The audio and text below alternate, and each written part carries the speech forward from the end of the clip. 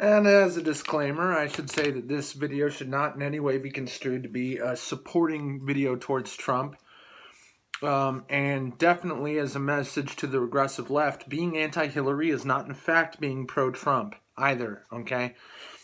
So there are illegitimate reasons to be politically against Donald Trump, and they are basically absolutely everything the media will harp about nonstop. Particularly, this video should be construed as an indictment of CNN and of network and mainstream media as a whole because of its absolute corruption.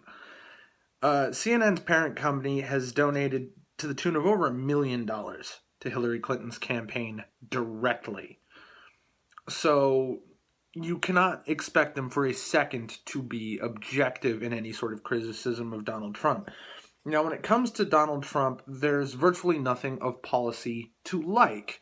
You'd think, therefore, it'd be extremely easy to indict him in the media and just make him look absolutely fucking terrible. But when instead what we got is grab her by the pussy. Look, nobody should fucking care about anything else but policy anymore. Now, when Donald Trump says grab her by the pussy, do I find that endearing at all? Do I find any of his absolute misogyny any bit, or at the very least chauvinism, do I find it any bit endearing or likable or a reason to vote for him? No. Do I hold that in my reasons for why I think he's unelectable and should not be voted for? No. When Hillary Clinton says, I'm a woman and I have a vagina, vote for me, I'm with her. Do I find that likable or endearing or in any way positive? No. Are those among the reasons why I will not be voting for Hillary Clinton either? They're not. Hillary Clinton is mired in an absolute myriad of scandals, none of which in my mind are Benghazi. The emails, her war hawkishness, evidence that she orchestrates unrest and pits parties against each other in Syria, how badly she wants to get further involved in Yemen, and how she's basically going to escalate towards a war with Russia, and at the very least, more aggression towards Iran and other, unnecessary wars. I mean, the U.S. is practically at war in 7 or 8 countries now. Pakistan, Yemen, Somalia, Afghanistan, Iraq, Syria, Libya is ridiculous. Okay? And most of it is completely ineffectual and would be more effectual if it was less of a stupid proxy war of supplies and logistics and actually put boots on the ground. It'd be less of a waste of money and resources and cause less problems and further instigation of unrest. But since Hillary Clinton absolutely has a financial stake and a personal stake in causing these wars and shit, I fucking despise her. Her collusion with Debbie Wasserman Schultz and Tim Kaine to completely usurp the Democratic Party, and particularly to demonstrably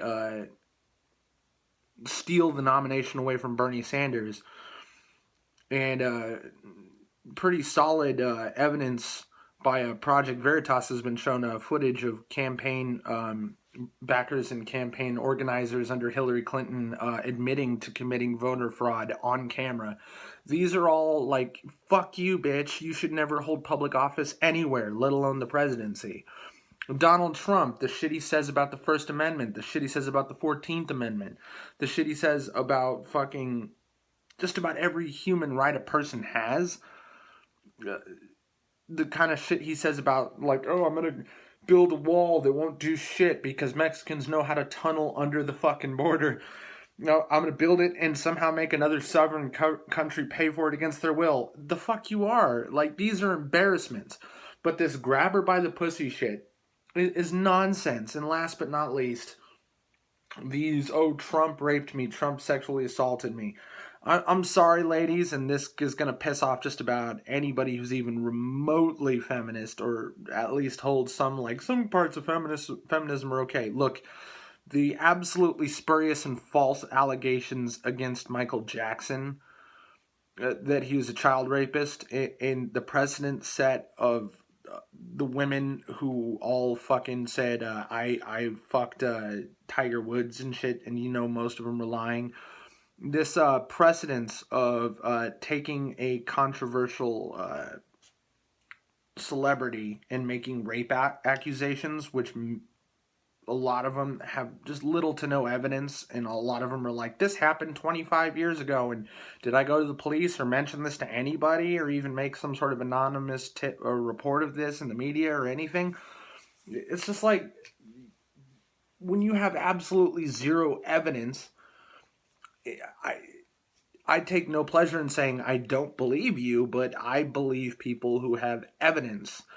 And when everything about your timing and when and who you're making accusations against absolutely screams opportunism, and when the media is set up in such a way like, oh, here CNN has this exclusive, and whenever you hear any media in any way, whether it's if it's a print or a tabloid or it's a network, if they say they have an exclusive, that means there's some sort of collusion involved, usually in that the media is paying this person to only say it to them, and that way, once somebody is being paid in any way to say something to the media, that is an absolute conflict of influence, or conflict of interest, and therefore, if there's no particular concrete evidence whatsoever in the claim, it's just the person making the claim, it should be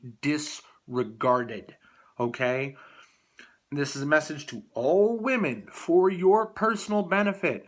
The person you go to first, the person you go to immediately, and the only person you go to until there's a trial date set, and even then should still be the only person you go to, is the fucking police.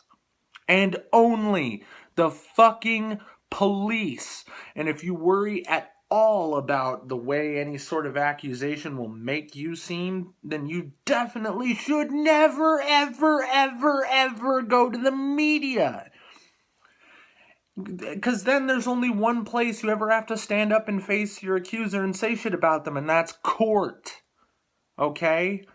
There's never any reason to try to use the media as a means of getting back at your abuser or rapist. It doesn't work that way. And not only that, but it's morally reprehensible whether or not what you're saying is true.